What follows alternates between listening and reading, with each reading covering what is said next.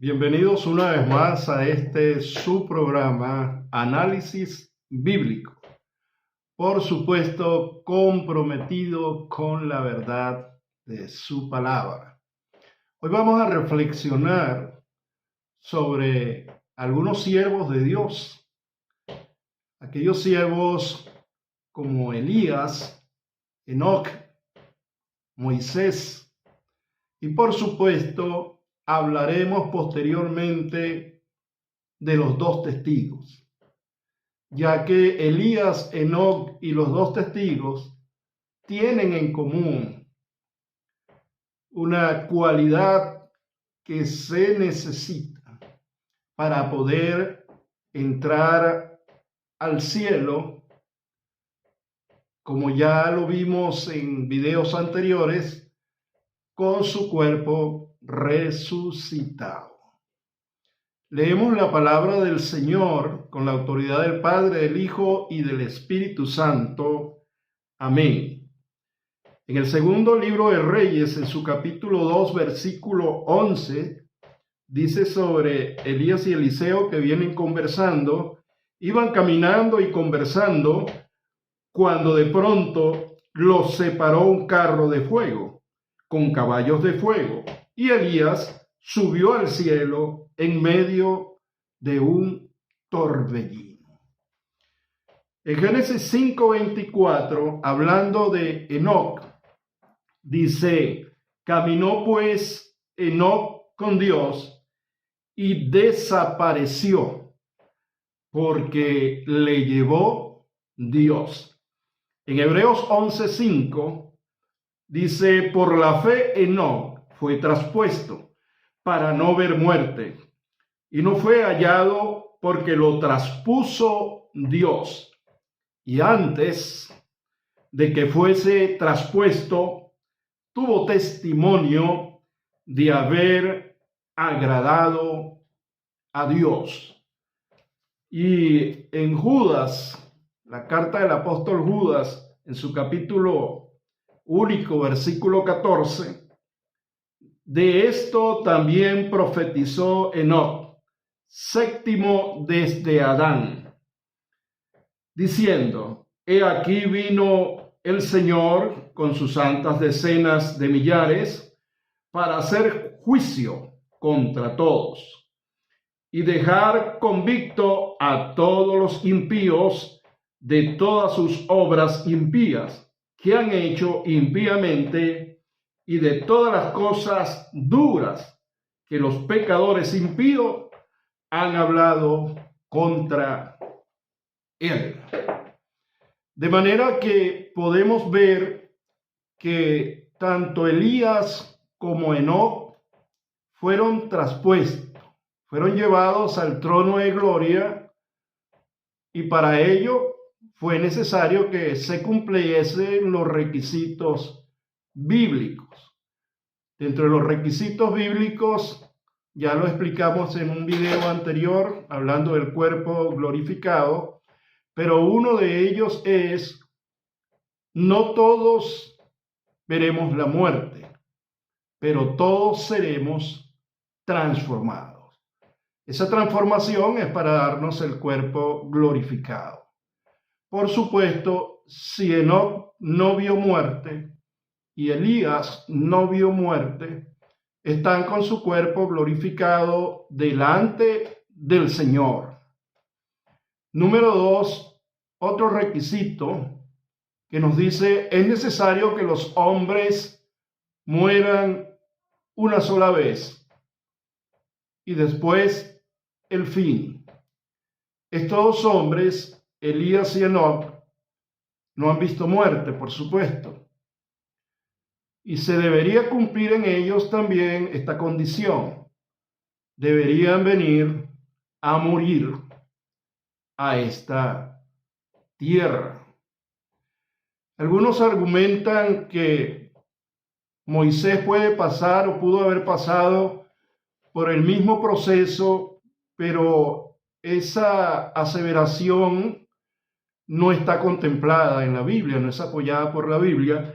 Porque si nosotros leemos en Deuteronomios En su capítulo 34, versículos del 5 al 6, dice: y murió allí Moisés, siervo de Jehová, en la tierra de Moab, conforme al dicho de Jehová. Y lo enterró en el valle en la tierra de Moab, enfrente de Bet-peor. Y ninguno conoce el lugar de su sepultura hasta hoy. Queda entonces claro que ya Moisés vio muerte, y su cuerpo no se sabe en qué sitio exacto está enterrado, sino en tierras de Moab. ¿Qué está esperando ese cuerpo de Moisés? Está esperando la resurrección de todos aquellos santos apartados para servir a Dios, esperando la resurrección de los santos del Antiguo Testamento. Eso es lo que está esperando Moisés. De manera que no llena los requisitos en cuanto a que es necesario que los hombres mueran una sola vez, porque ya Moisés murió. No tendría que morir nuevamente. En cambio, Elías y Enoc no han muerto.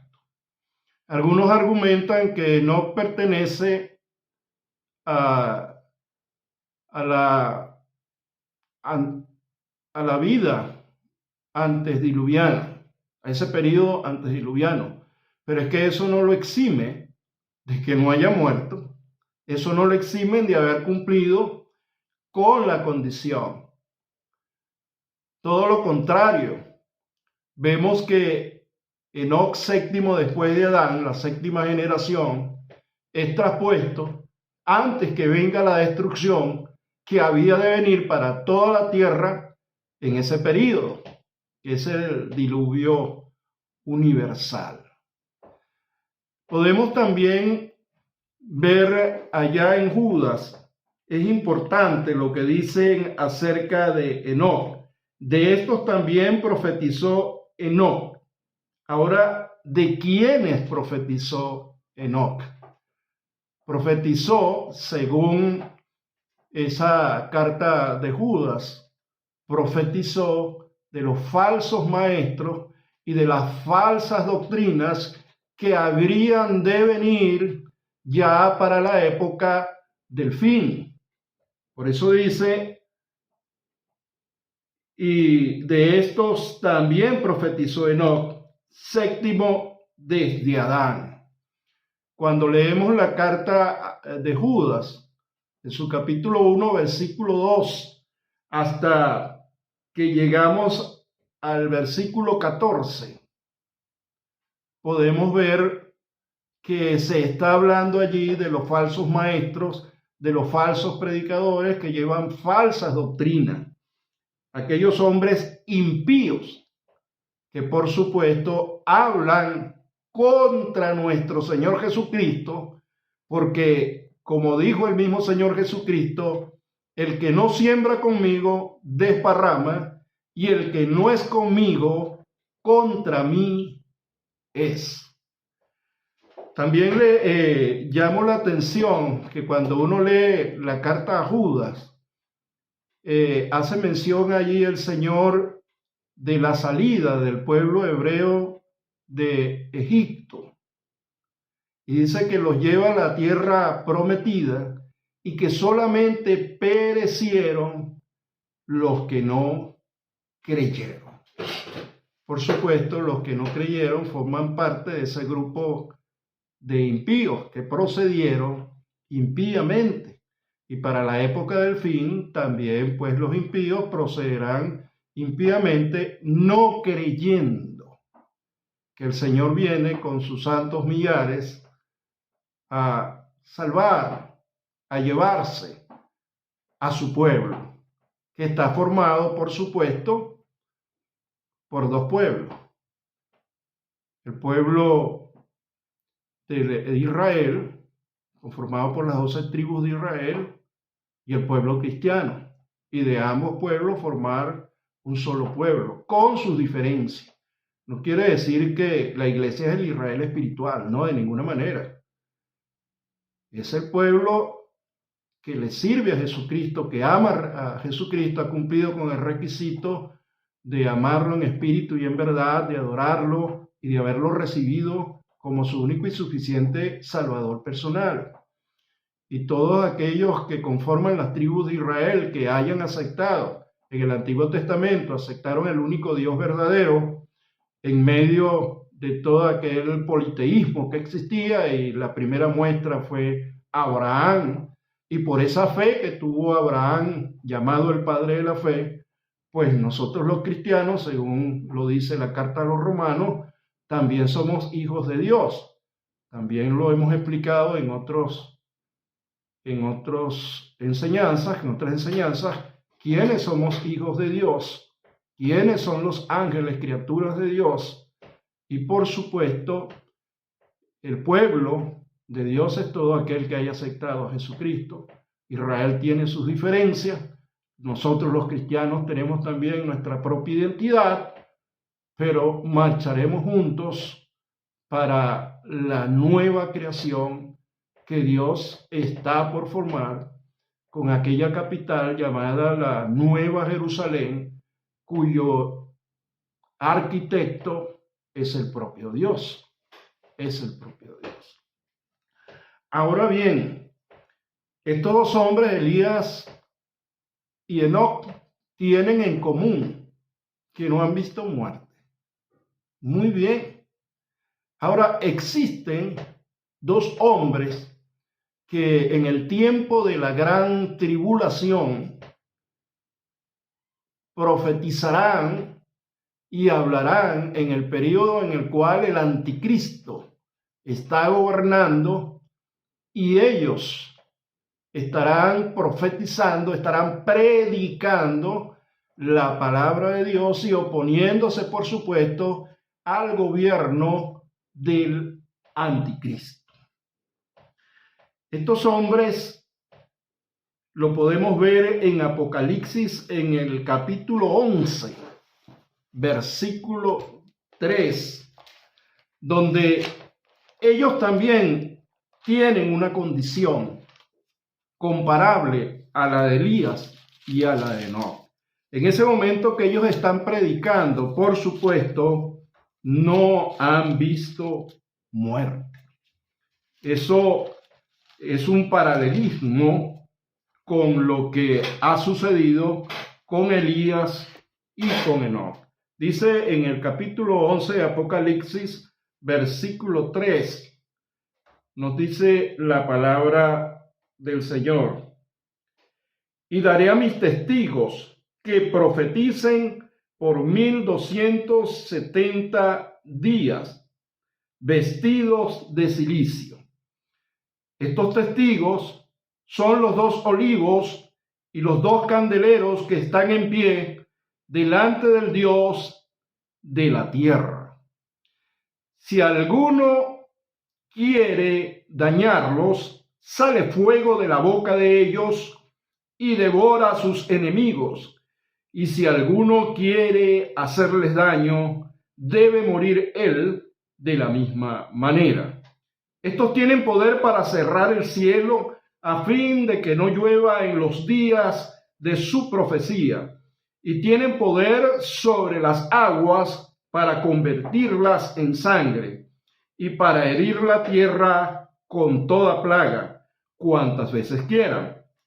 Cuando hayan acabado su testimonio, la bestia que sube del abismo hará guerra contra ellos y los vencerá y los matará, y sus cadáveres estarán en la plaza de la grande ciudad que en sentido espiritual se llama Sodoma y Egipto, donde también nuestro Señor fue crucificado.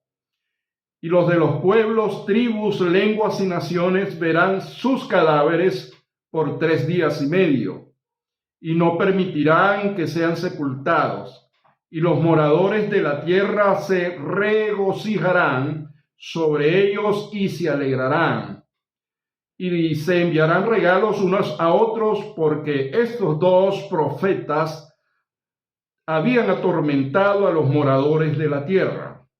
Pero después de 3 días y medio, entró en ellos el espíritu de vida enviado por Dios, y se levantaron sobre sus pies, y cayó gran temor sobre los que lo vieron, y oyeron una gran voz del cielo que les decía: subid acá. Y subieron al cielo en una nube, y sus enemigos los vieron. En aquella hora hubo un gran terremoto, y la 10ª parte de la ciudad se derrumbó, y por el terremoto murieron en número de 7,000 hombres, y los demás se aterrorizaron y dieron gloria al Dios del cielo. El segundo ay pasó, he aquí el tercer ay viene pronto. De manera que aquí vemos algunas condiciones que tienen estos dos testigos, al igual que Elías y Enoc. En cuanto a las señales, muchos han argumentado que es Moisés uno de los dos testigos. Ya he dicho que no, pero por las señales que se hacen allí, ellos dicen, bueno, el que convirtió el Nilo en sangre fue Moisés. No nos equivoquemos ignorando las escrituras. El que convirtió el agua en sangre y envió todas esas plagas fue Jehová Dios, o Yahweh, o Elohim, o Adonai. Los nombres que él tiene en el Antiguo Testamento. Simplemente los hombres somos depositarios de su gracia y su misericordia, pero el que produce esos milagros no es el hombre, no fue Moisés, no fue Elías, fue el Dios todopoderoso de los cielos. En eso tenemos que estar muy claros. La otra condición es que ellos están profetizando, están predicando en tiempos de la gran tribulación. Y son identificados como dos profetas. En el simbolismo, sobre todo el simbolismo judío, que ellos están vestidos de cilicio. El traje de cilicio estaba formado por pelo de camello duro, y ese pelo de camello se colocaba hacia adentro. Es decir, martirizaba la carne en señal de luto y dolor por lo que tenía que ocurrir al pueblo de Israel cuando venía juicio, venía desgracia sobre Israel.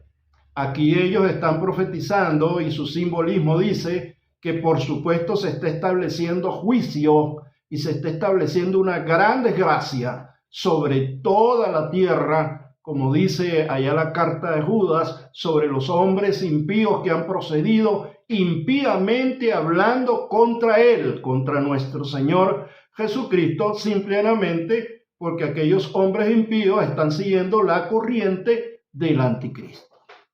Ahora bien, otra de las situaciones importantes que le ocurren a estos hombres es que ellos son muertos en Jerusalén, porque nos dice que simbólicamente son Sodoma y Egipto, pero que espiritualmente son esas dos ciudades, representan esas dos ciudades por la perversión en la cual llegará a estar Jerusalén, pero que es la ciudad donde murió, donde fue crucificado nuestro Señor Jesucristo. Ellos tendrán el privilegio de morir en esa misma ciudad y dejarán sus cadáveres expuestos, porque en el Antiguo Testamento, cuando un cuerpo no era sepultado, era señal de desprecio y maldición hacia esa persona, a lo que representaba ese cuerpo. Eso lo vemos en el Antiguo Testamento. De allí que la costumbre judeo-cristiana, comenzando allá en Génesis capítulo 23, el primer entierro del cual se habla, que fue Sara, la esposa del padre de la fe, no la incineraron, no la quemaron, la sepultaron, al igual que a Jesucristo, porque esa fue la costumbre judeo-cristiana, honrar aún el cuerpo, templo y morada del Espíritu Santo, en obediencia a lo que Dios dice en su palabra, que si ese cuerpo fuese destruido, Él destruirá a aquellos quienes los destruyeron. Y por supuesto, no es que el Señor no pueda resucitar a un cuerpo deshecho por una explosión atómica, claro que sí. El que formó el cielo y la tierra, el Todopoderoso, que no le falta el poder, sino le sobra el poder, puede juntar todas esas moléculas, puede transformar ese cuerpo porque Él es Dios.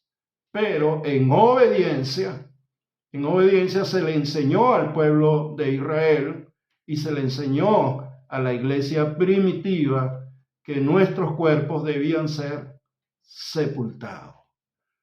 Estos cuerpos de los 2 testigos no han sido sepultados, pero es en señal de desprecio, señal de maldición sobre aquellos que están predicando en contra del gobierno del anticristo. A los 3 días y medio, hemos leído en la palabra, viene la voz del cielo y el Espíritu está en minúscula porque es el espíritu humano el que envía el Señor sobre esos cuerpos. Ahora, esos cuerpos también, para poder, cuando le dice el Señor, subid acá, es decir, que suban al cielo, por supuesto, comparte con Elías y comparte con Enoc, comparten el que esos cuerpos, para poder entrar, como ya hemos visto, al cielo de gloria, tienen que ser glorificados. Los 2 testigos reciben la glorificación de su cuerpo para entrar permanentemente con el Señor. Ojo, yo no estoy diciendo que Elías y Enoc sean los 2 testigos. Solamente estoy diciendo que comparten características y condiciones semejantes, según lo que yo entiendo en la palabra de Dios. Si nosotros vamos a Zacarías capítulo 4, versículo 14, dice así allá en el Antiguo Testamento: estos son los 2 ungidos que están delante del Señor de toda la tierra. Eso es lo que el ángel le dice a Zacarías, quiénes son esas 2 personas allá en el Antiguo Testamento. Pero aquí en el Nuevo Testamento, si usted revisa nuevamente en Apocalipsis, en el capítulo 11, va a conseguir que hay una interconexión textual, porque también dicen allí que esos son los 2 testigos, los 2 candeleros que están delante de la presencia de Dios. De esta manera, pues quería hacer estas acotaciones. Usted decidirá, pero creo que la gran ganancia de esta enseñanza son las condiciones comunes que ellos comparten y, por supuesto, cómo el Señor glorificará el cuerpo de todos aquellos. Y las premisas fueron Elías, fue Enoc, por supuesto, nuestro Señor Jesucristo y los 2 testigos que estarán predicando en la gran tribulación. A los 3 días y medio día más que nuestro Señor Jesucristo, serán resucitados. Así como tú serás resucitado, así como mi cuerpo será resucitado, si nos mantenemos fieles. Sé fiel hasta la muerte y yo te daré la corona de la vida. Hasta aquí esta reflexión. Dios me les bendiga, Dios me les guarde.